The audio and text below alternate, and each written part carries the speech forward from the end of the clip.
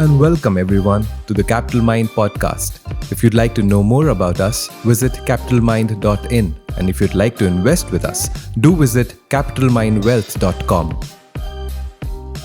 This podcast is for informational purposes only and should not be relied upon as the basis for investment decisions. Clients of Capital Mind may maintain positions in the securities discussed in this podcast. Hi Deepak, so welcome back from Singapore and the Formula One. While you were away, we were convinced that the thing we'd bug you about as soon as you were here were the corporate tax cuts and how happy days were here again. That obviously hasn't been the case. And we've rushed into your office today because, well, good times really aren't here and we seem to be in the midst of an actual potential banking failure. And after hearing too big to fail for all these months and years, now we have something that might not be big enough to save. So, Deepak, what just happened, PMC Bank? Our first podcast episode, you told us about how debt funds weren't necessarily the same thing as fixed deposits, and debt funds came with some risks. Well, now it looks like fixed deposits aren't really what we thought they were either. So, what just happened? Hi, Shray. And of course, good to be back here from Singapore and, looking at what seems to be a crazy time in the markets. So, in the midst of all the fact that you get tax breaks, apparently the word tax break has now meant that you might not actually get enough money to need to pay taxes in the first place. For some people, who are depositors at this bank called Punjab and Maharashtra Cooperative Bank, a fairly large bank, if you think of it as a cooperative bank, has been put under what our RBI calls directions, which is code word for, oh my God, it's going to fail and I want to protect the world from its failure. And therefore, you as a depositor can get to withdraw only 1,000 rupees in it, not per day, not per month, 1,000 rupees. That's it. So if you've got 10 lakhs, you get 1,000. If you got 5,000, you get 1,000. That's it. The 1,000 rupees is a fixed amount that you can withdraw because RBI is like, we have no idea what else is happening in this bank. So let's figure that out. Let's give it 6 months. 6 months is a lot of time, but 6 months. And effectively, this is a prelude to potentially seeing a failed cooperative bank. This is not the first time this has happened. This has taken a lot of, we have seen a lot of cooperative banks fail. We have seen a lot of cooperative banks owned by, people who are either politicians and who've used it as a conduit to take money from the poor and typically the small worker that has, put money in there. And, but the difference with PMC Bank is it's a fairly large bank. It's got 11,000 crores in deposits, 8,300 crores in loans. It owns 3,000 crores worth of government bonds. And it's a fairly large bank in the sense that it's almost as big as Equitas, which is a small finance bank, or just about as big as Ujjivan, which is again a small finance bank. It's not small from a systemic perspective. 11,000 crores of deposits is a lot of deposits.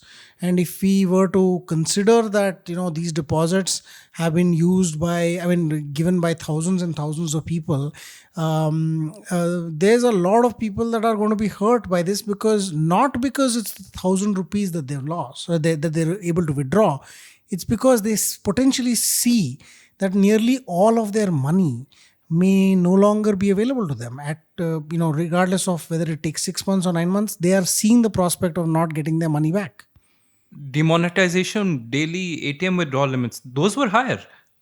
Yes, during demonetization, you got a much higher. And so if you look at it from the perspective of caste system among banks, among financial institutions, you always thought that certain entities, were always at a fear. So you saw the NBFCs, you saw a BBB rated NBFC and said, okay, that's a bad NBFC. And you saw a AA rated or a AAA rated NBFC and said, that was a good NBFC.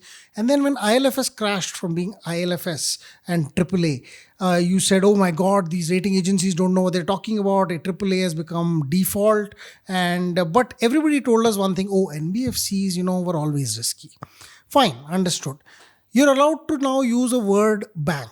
A word bank means that you're somehow protected, somehow in a better league than the NBFC. So why is it that a cooperative bank is allowed to go down like this? Whereas an Indian Overseas Bank, which is a public sector bank owned by the government, has 20% bad loans. That means literally 20% of all the loans that's given out are bad. Was never given such a direction, was never told that, listen, you can't allow your depositors to take out money. It was told that you can't lend any more money to new people. You have to come out, I'll put you under a regulatory framework that doesn't allow you to lend. But depositors were not told that you can't take your money out. During demonetization too, limits were higher. Why 1,000? It's like, give them zero. Most of these people will say, 1,000 rupees one time, 1,000 rupee withdrawal is not going to change my life. It's just going to make me feel like, oh, you know what? At least I got 1,000 rupees out. Now I have 54.9 lakhs left in a little deposit that I have to somehow now convince them to remove. And I'm 65 years old. And come on, find me a better way. 1,000 rupees will do nothing, So, I mean, you were talking about differences in banks and what the word bank means. So, when I looked at this, I always knew there were PSU and private sector banks. Clearly, that's not the whole universe. And there's cooperative banks, as you mentioned over here. So, what is a cooperative bank? What does the word scheduled mean? And in addition to that, when the PNB monstrosity happened, I don't remember anyone losing sleep over that in terms of not being able to get their money back. So, what's the deal over there? Yeah, that's, the strangest thing about the banking system is built on faith. And when you erode that faith, in some way, our demonetization did that. People lost their faith in currency notes because of the fact that, currency notes were being told that they will no longer be valid. But luckily, we had an alternative. We have the bank deposit. We can put the money in a bank deposit. It's safe. Nothing will happen. Even PMB goes through a 12,000 crore loss. You look at it and say, don't worry, it's PNB. The government will protect it. If Yes Bank shows a 3,000 crore loss, we say, oh, don't worry, it's a bank, it'll raise money. It has been able to as well. The idea over this entire faith system is that people have faith in the monetary system, so they transact. They don't try to hoard. They don't try to convert their assets into gold. They don't try to move their money into things which are not in the banking system. Like even moving it out into currency notes is part of a non-banking transaction, if you may, because once I start transacting with people only in physical notes, there is no record of it. There's no banking element in it at all. So it remains outside the system and therefore outside the purview of everything else. But scheduled banks were primarily created as part of the RBI Act. There's a part of the second schedule where banks come under the regulation of the RBI. But again, there's a caste system here. RBI regulates heavily certain set of banks, lightly the cooperative banks, because the cooperative banks have a joint regulation between RBI and the state government approximately. In many cases, the state governments have control over a certain set of things and RBI has a control over the others. If RBI had been doing annual, quality reviews, the way they do it for banks, they might have been able to identify this earlier.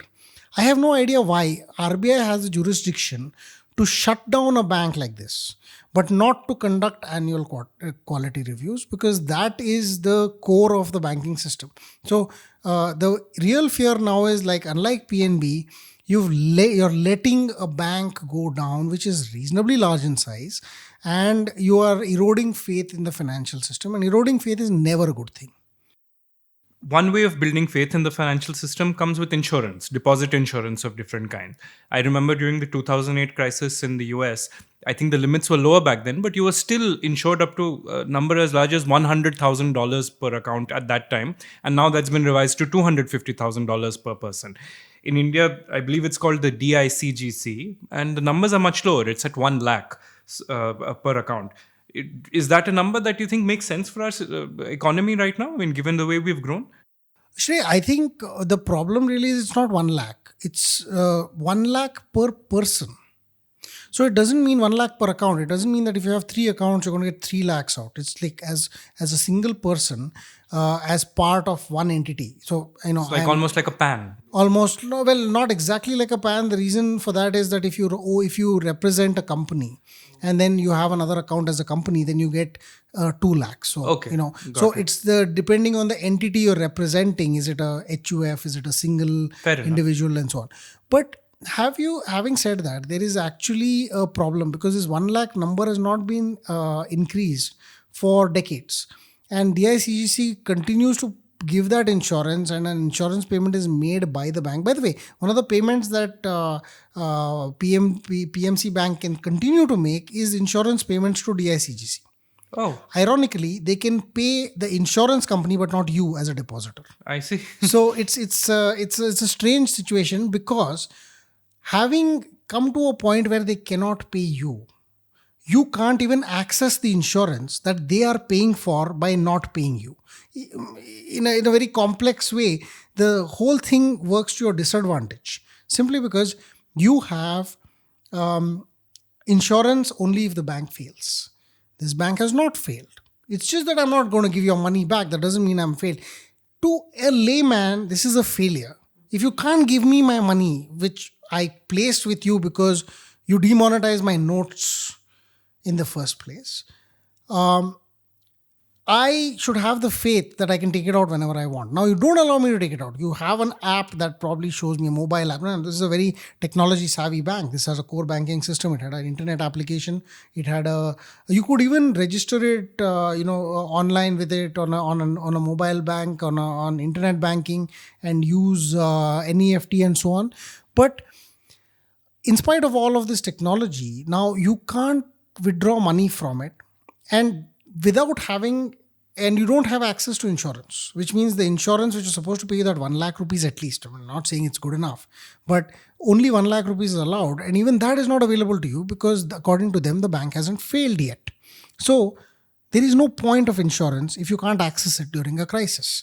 It doesn't matter that you're not paying for it, but to tell us that we have insurance on our bank accounts is meaningless if we can't access this insurance, or if you make us wait 6.5 years. Rupee Cooperative Bank, another bank which was a cooperative, which went down in February 2013, has still not been resolved. It's been 6.5 years. It has been given 13 extensions, the latest being August 30th, 2019.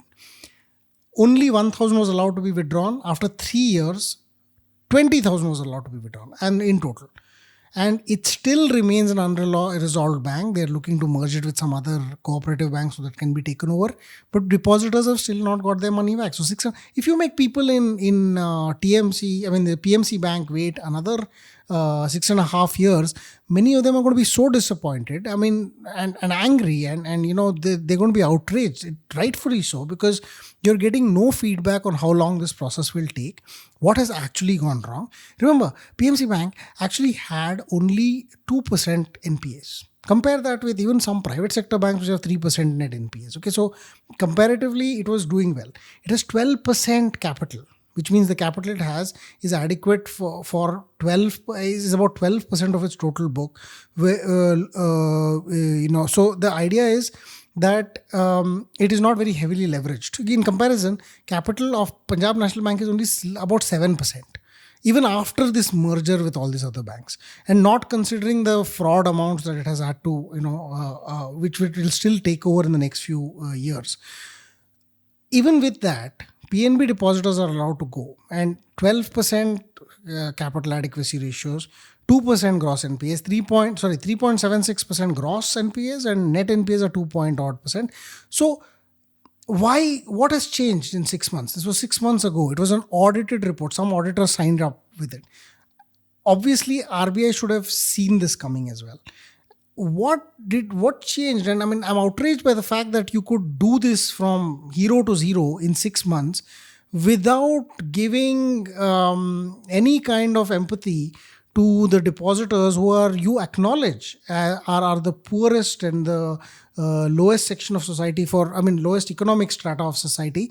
For a very long time, you've allowed cooperative banks saying, listen, we can't serve those people, so let cooperative banks serve them. And then you go dish them this high-handed treatment, which you wouldn't do with an IOB or a Punjab National Bank.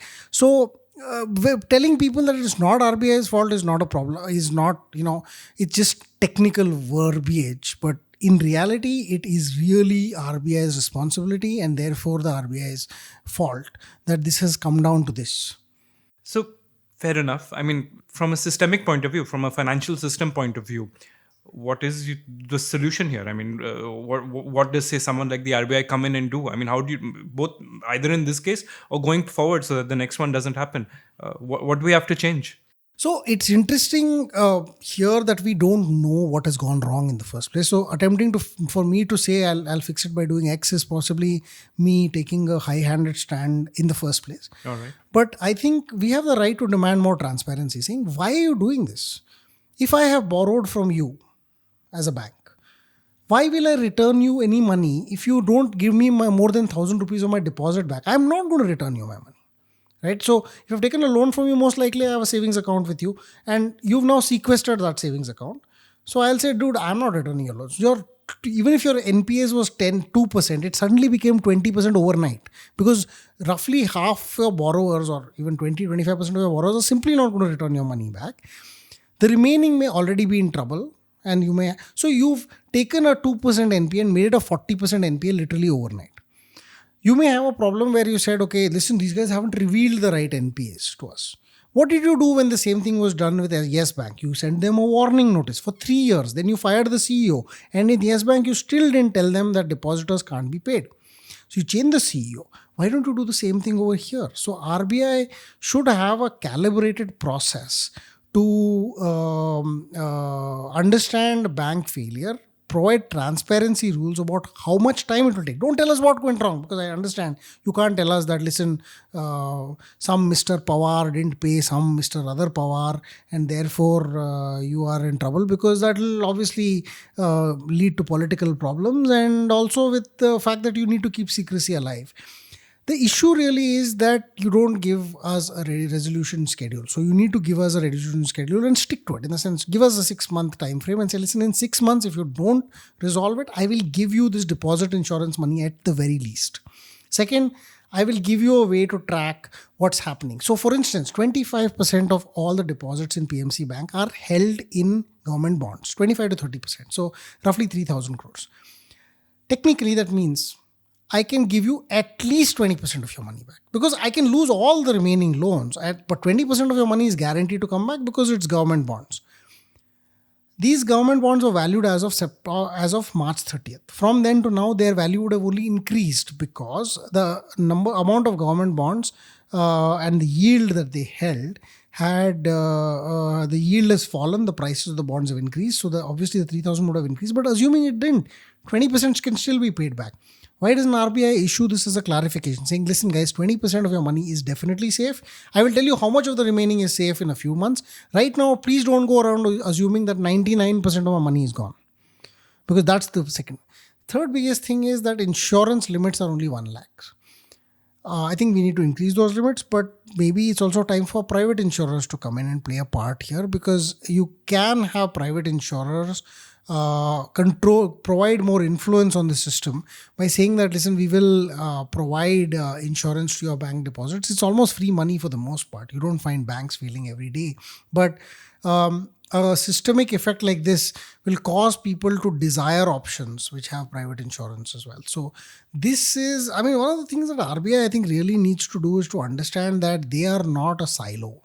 That actually what they should be forced to do is put all their deposits into every individual RBI person should be told to have a deposit at every single bank in the country. That means, and I believe this is true for everybody, that you should have deposits in multiple banks. I'll come to that. But let RBI's people above a certain cadre, I'm talking about not there are obviously managerial cadre and above, and everybody should have at least a minimum of 1,000 rupees in every single bank. Minimum. Oh, okay, not 1,000 because you give back 1,000 rupees. So maybe 5,000 rupees. And you should do this at every single bank in the country. Now you try telling the same people, your own employees, that you can't withdraw your money. The minute you start doing that, suddenly it's like, oh, wait, I can feel the pain because my people are feeling the pain. And therefore, so let's do that perhaps and say, because look, we invest in stocks. I invest in the same stocks. I've actually invested in the Capital Mind PMS, which means if Capital Mind PMS loses money, I lose money. I feel the pain. And this is good for me because then I won't do things where I will feel more pain or pain that I can't handle. If RBI were to do this and for them, there is no impact at all as employees of RBI, then I think, so you have 160 banks in the second schedule, let's say, or 100 banks in the second schedule. Invest in every single one of them. Enforce, small amounts of deposit. Even if you lose 500 rupees, you're going to hurt.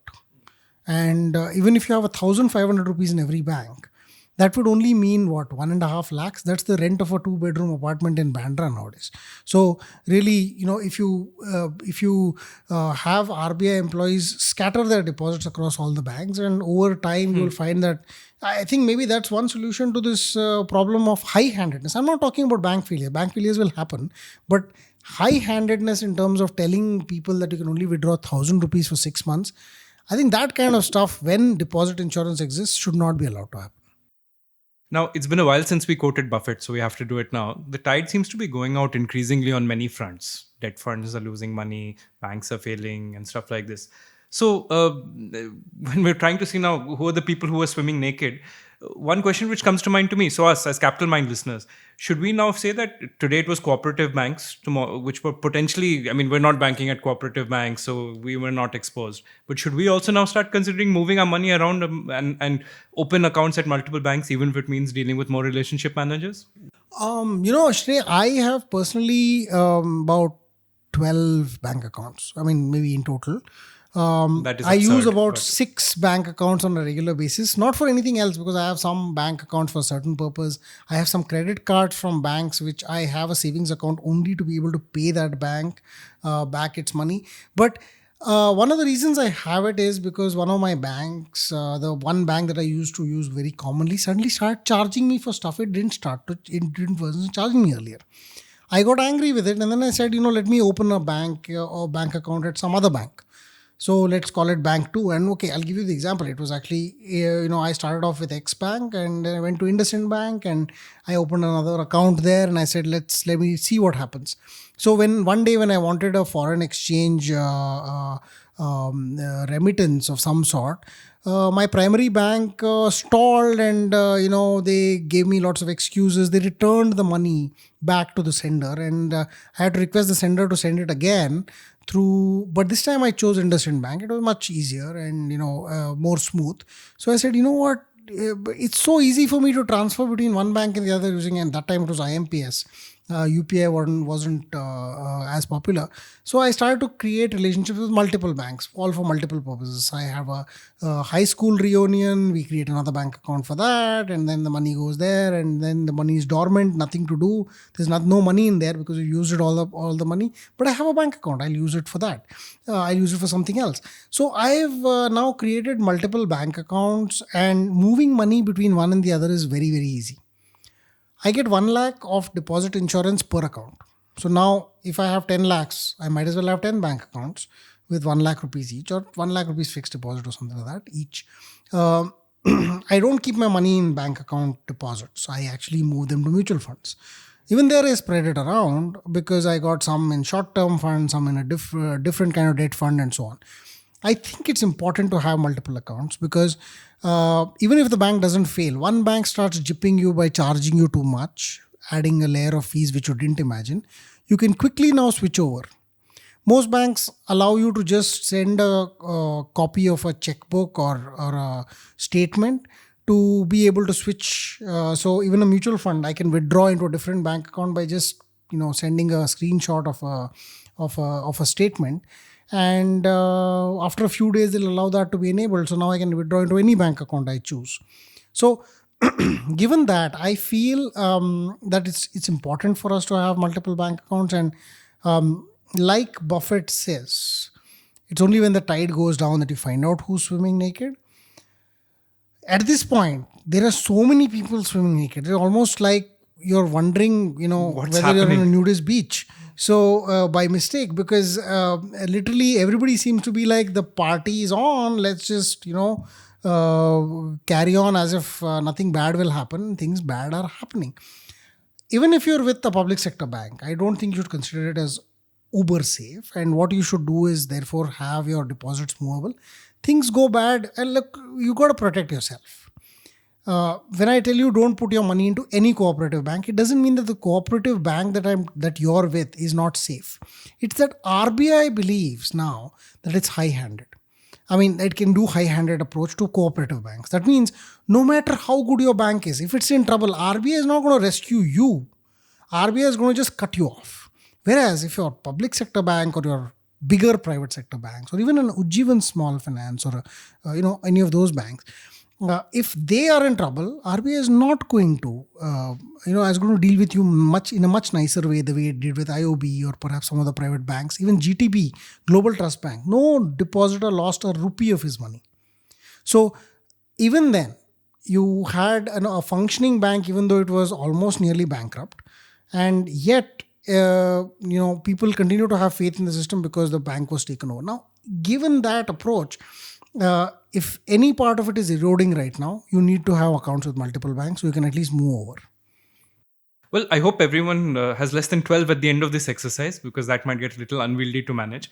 But I think common sense diversification does make sense, as you just pointed out. Well, I think that's it for today. So thanks, everyone. We'll be back to talk about those corporate tax cuts sooner rather than later. Thank you very much. Yeah, and thanks, Shray. It has been, one thing I want to add about this before we go is, we've been discussing these stuff at Capital Mind Premium. We've been talking on Slack about investments, debt funds, which exposures are to which company. And we've been lucky enough to avoid a lot of the bad stuff. Suffice it to say, if it's too high an interest rate, don't assume that it is risk-free, because only the risk is free. Because in the end, what you're really doing is, risking your money for no lateral purpose. The reason I'm unhappy about PMC Bank is the deposits were only 7.5%. So because it was not even too high a deposit rate to be so exciting that you caught this old widow or orphan and put their money into it. It was not even a ridiculous rate. So I think RBI is being a little high-handed here. But having said that, don't put your money where you feel the risk is non-existent because of reason X or Y, or RBI will protect it or government will protect it. You have to protect yourself, diversify, move things around. And, when things don't look good in the market, when you're getting bad news about certain debt funds, certain stocks, protect your interest and walk away when the time is right. There's no shame in doing so. You're not being anti-national or anything like that. And I'll leave it at that. So thanks all for listening. Would love to hear you again.